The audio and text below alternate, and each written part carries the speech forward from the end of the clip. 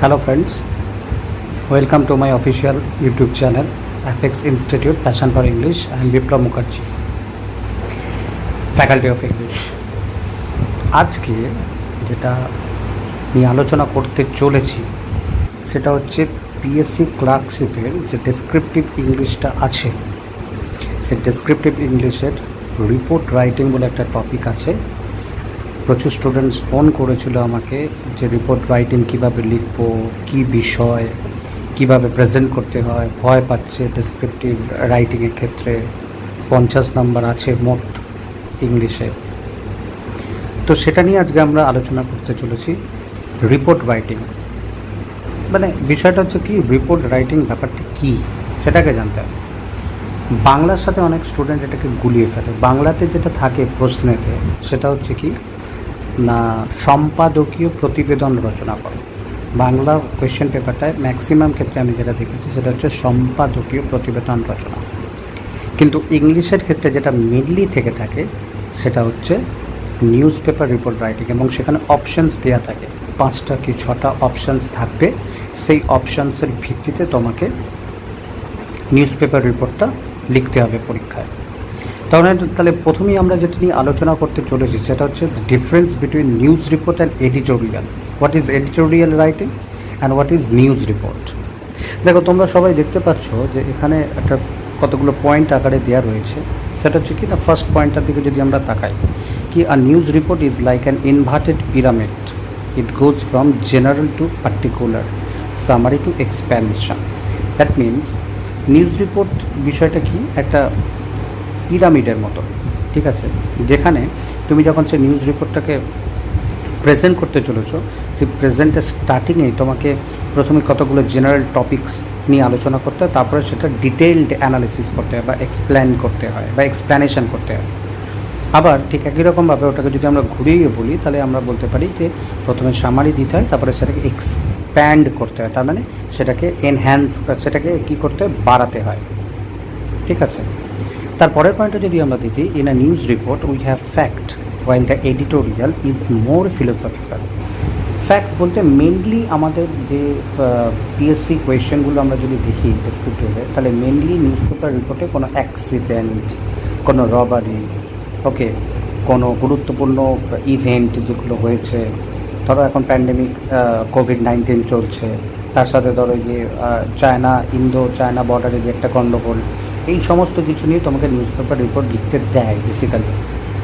তো সেখানে তোমাকে কিন্তু তথ্যগুলো তুলে ধরতে হয়, ঠিক আছে। সেখানে তোমার নিজস্ব মতামত দেওয়ার কোনো স্কোপ থাকে না, ওকে। কিন্তু এডিটোরিয়াল যেখানে থাকবে, এডিটোরিয়াল অর্থাৎ সম্পাদকীয় প্রতিবেদন যেটাকে আমরা বলছি, এডিটোরিয়াল মানে কিন্তু একটা নিউজ পেপারের একটা এডিটর থাকে। যে কোনো নিউজ পেপার, সেটা নিউজ পেপার হোক বা নিউজ চ্যানেল হোক, প্রত্যেকটার একটা এডিটর থেকে থাকে। সেই এডিটর তার নিজস্ব মতামত সেখানে ব্যক্ত করেন, সেখানে কোনো ফ্যাক্ট হয়তো তুলে ধরেন, সেই পরিপ্রেক্ষিতে তিনি সেটাকে ব্যাখ্যা করেন বা অ্যানালিসিস করেন। সেটা নিজস্ব, সম্পূর্ণরূপে তার নিজস্ব মতামত, ঠিক আছে। তো এখানে স্টুডেন্টদিকে তোমাদেরকে বুঝে নিতে হবে যে কোনটা নিউজ পেপার রিপোর্ট, কোনটা editorial report. News paper report তথ্য নির্ভর, যে অপশানসগুলো দেওয়া থাকে সেগুলোকে তোমাকে অ্যাম্পলিফাই করতে হয়, সেটাকে তোমাকে এক্সপ্যান্ড করতে হয়। আর যেটা এডিটোরিয়াল সেটা কিন্তু নিজস্ব মতামত, অর্থাৎ তোমাকে কিন্তু এডিটোরিয়াল রিপোর্ট রাইটিং বলে না, তোমাকে কিন্তু নিউজ পেপার রিপোর্ট রাইটিং করতে বলে। অর্থাৎ তোমাকে যে তথ্যগুলো দেওয়া হয়েছে সেই তথ্যের বেসিসে তুমি সেখানে রিপোর্টটা লিখবে। 3 নম্বর পয়েন্টের দিকে যদি দেখি, the editorial is the commentary and an interpretation, okay, place an event into an wider context or network of relationship and interprets the reality. So definitely যেটা বলছিলাম যে এডিটোরিয়াল কী করে, কোনো বিষয়ে কমেন্ট করে। ধরো আজকে একটা গুরুত্বপূর্ণ বিষয় এসেছে আমাদের ন্যাশনাল নিউজে, সেটা হচ্ছে কি না, এই যে শিক্ষানীতির বদল ঘটেছে, সেটা নিয়ে ধরো কোনো একটা নিউজ পেপারের এডিটার তার নিজস্ব মতামত দিচ্ছে, ঠিক আছে। বা কোনো নোটবন্দি, সেটা নিয়ে কোনো নিউজ পেপারের এডিটার সেটা তার নিজস্ব মতামত দিচ্ছে, সেটা ব্যক্তিগত মতামত, ঠিক আছে। সেটা কিন্তু নিউজ পেপার রিপোর্টের সাথে কোনো মিল থাকে না। Editorials are not isolated commentary on an event but a continuation and expression of the process in which the newspaper is engaged. They involve connections or two groups of people. So definitely মানে সম্পূর্ণ একটা বিচ্ছিন্ন দ্বীপের মতো নয়, মানে যেটা বর্তমান পরিস্থিতির মধ্যে চলছে সেই বর্তমান পরিস্থিতির ওপর নির্ভর করে তিনি তার মতামত ব্যক্ত করেন। The editorials are not isolated commentary on an event but a continuation, যেটা বললাম। তারপর একটা হচ্ছে the structure of editorial presents the case, that means introduction, the frame in which different issues are defined. Okay, so definitely editorial একটা introduction দেয় এবং বিভিন্ন বিষয়ে তিনি একটা ফ্রেমের মধ্যে বন্দি করার চেষ্টা করেন। So the difference between a news report and an editorial consists in the difference between fact and comments and evaluation. তো ভালো করে বুঝে নাও, এটা খুব ইম্পর্টেন্ট পয়েন্ট। এটা সেটা হচ্ছে এডিটোরিয়াল কিন্তু ম্যাক্সিমাম ক্ষেত্রে কমেন্ট এবং ইভ্যালুয়েট করে। এডিটোরিয়াল যে রাইটিং, সেই এডিটার তিনি নিজস্ব মতামত এবং সেই বিষয়বস্তুটাকে মূল্যায়ন করে নিজস্ব মতামতটাকে ব্যক্ত করেন। আর নিউজ পেপার রিপোর্ট যেটা, সেটা পুরোপুরি সেটা সম্পূর্ণরূপে তথ্য নির্ভর, মানে পুরোটাই যেটা ঘটেছে তার পরিপ্রেক্ষিতে তুমি সেটাকে ব্যক্ত করার চেষ্টা করছো বা তুলে ধরার চেষ্টা করছো। That is called newspaper report writing. আশা করি বুঝতে কোনো প্রবলেম হবে না। ওকে, তো নেক্সট যে বিষয়টার দিকে তাকাবো আমরা বেসিক্যালি, সেটার দিকে যদি আমরা তাকাই, সেটা হচ্ছে কি না, রিপোর্ট রাইটিংয়ের ফরম্যাটটা কী থেকে থাকে। ঠিক আছে, মানে কারণ আমরা যদি দেখি রিপোর্ট রাইটিংয়ের ফরম্যাটটা কী থেকে থাকে, তাহলে সেই ফরম্যাটটা যদি আমরা দেখি, তাহলে প্রথমেই দেখো এই যে দু রকম রিপোর্ট হতে পারে, একটা ম্যাগাজিন রিপোর্ট, একটা নিউজ পেপার রিপোর্ট। ঠিক আছে, ম্যাগাজিন রিপোর্টের মধ্যে, ম্যাগাজিন রিপোর্ট যদিও তোমাদের পড়ে না কম্পিটিটিভ এক্সামসে, ম্যাগাজিন রিপোর্ট বেসিক্যালি যে সমস্ত স্টুডেন্ট ক্লাস 10, 11 বা 12-এ পড়ে তাদের ম্যাগাজিন রিপোর্টটা পড়ে থাকে। নিউজ পেপার রিপোর্টটা বেসিক্যালি কোনো কম্পিটিটিভ এক্সামসই এসে থাকে। তো আমরা যদি দেখি ডিফারেন্স বিটুইন ম্যাগাজিন রিপোর্ট এবং নিউজ পেপার রিপোর্ট, তাহলে দেখতে পাবো কি ম্যাগাজিন রিপোর্টের ফার্স্ট পয়েন্টটা কী বলছে, হেডিং, আর নিউজ পেপার রিপোর্টে হেডলাইন। মাইন্ডেড, ম্যাগাজিন রিপোর্টের প্রথমে বলছে হেডিং, নিউজ পেপার রিপোর্টে কিন্তু প্রথমে হেডলাইন। ওকে, তুমি যদি কোনো নিউজ পেপার দেখে থাকো তাহলে প্রথমেই দেখবে একটা বোল্ড ভাবে একটা হেডলাইন থাকে, সো তার নিচে সেটাকে ব্যাখ্যা করা থাকে। তো ওটা ম্যাগাজিন রিপোর্টে হেডিং বলে, এটাকে হেডলাইন বলা হয়। এবং বেসিক্যালি ম্যাগাজিন রিপোর্টে একটা বাইলাইন থাকে। বাইলাইন বলতে তার নিচে একটা কে লিখছে সেটা তুলে ধরতে হয়। ঠিক আছে, বাইলাইন। আর নিউজ পেপার রিপোর্টের মধ্যে কিন্তু বাইলাইন থাকে অ্যালং উইথ দ্য ডেজিগনেশন। মানে কি, ম্যাগাজিন রিপোর্টের ম্যাক্সিমাম ক্ষেত্রে কোনো স্টুডেন্ট লিখে থাকে, সেই জন্য স্টুডেন্টের শুধু নাম দিলেই চলে। ঠিক আছে, কিন্তু নিউজ পেপার রিপোর্টের ক্ষেত্রে কে লিখছে সেটা ডেজিগনেশন সমেত দিতে হয়। তার মানে কি, বেসিক্যালি আমরা যদি বলি কি by a staff reporter, okay, by special correspondence, okay, by our network team বা আওয়ার স্পেশাল স্টাফ রিপোর্টার, এরকম কিছু একটা বাইলাইন এবং ডেজিগনেশন দিতে হয় নিউজ পেপার রিপোর্টের ক্ষেত্রে। ম্যাগাজিন রিপোর্টে কী থাকে, ওপেনিং প্যারাগ্রাফ থাকে। মানে কি, ম্যাগাজিন রিপোর্টের মধ্যে তুমি ওপেনিং প্যারাগ্রাফ, অর্থাৎ সেখানে ডেট, প্লেস এগুলো মেনশন করার দরকার থাকে না, সরাসরি তুমি লিখতে শুরু করে দিতে পারো। কিন্তু নিউজ পেপার রিপোর্টের ক্ষেত্রে যেটা থাকে, খাতার বাঁ দিকে একদম এক্সট্রিম লেফট হ্যান্ড সাইডে তোমাকে ডেট এবং প্লেসটার উল্লেখ করতে হয়। ডেট এবং প্লেসের পর তোমাকে কিন্তু সেখানে কোলনের সাইন দিতে হয়। ঠিক আছে, যদি ইয়ার কোয়েশ্চেন পেপারে উল্লেখ থাকে তবে তুমি সেই ইয়ারটা লিখবে, যদি কোয়েশ্চেন পেপারে ইয়ারের উল্লেখ না থাকে তাহলে শুধু ডেট এবং প্লেস দিয়ে দেবে। তারপর একটা অবশ্যই কোলনের সাইন দিতে হবে। ম্যাগাজিন রিপোর্টের ক্ষেত্রে কী হয়, account of the event. Okay, আর নিউজ পেপার রিপোর্টের ক্ষেত্রে কী হয়, ওপেনিং প্যারাগ্রাফ। তো definitely account of the event মানে কি, ওই বিষয় যেটা হয়েছে তার তথ্যাদি তুলে ধরতে হয়। আর এখানে তোমার ডেট এবং প্লেসের পর ওপেনিং প্যারাগ্রাফ দিতে হয়।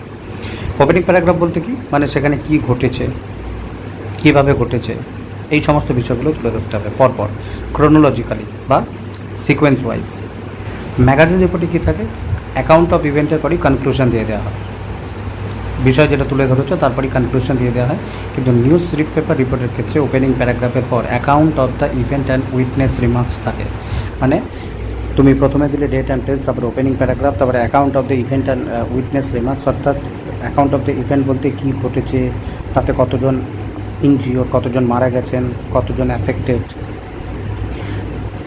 লোকাল যারা আই উইটনেস তারা কী বলেছে, তারপরে সরকার কী বলেছে, যদি সরকার ইনভলভ থাকে এই বিষয়ে, যদি ট্রেন অ্যাক্সিডেন্ট হয়ে থাকে, তো সেই সমস্ত রিমার্কস, সেই সমস্ত তথ্যাদি তুলে ধরার পর কনক্লুশন দিতে হয়। এবার দেখো ভালো করে বুঝে নাও, কনক্লুশন মানে কিন্তু তোমার মতামত নয়।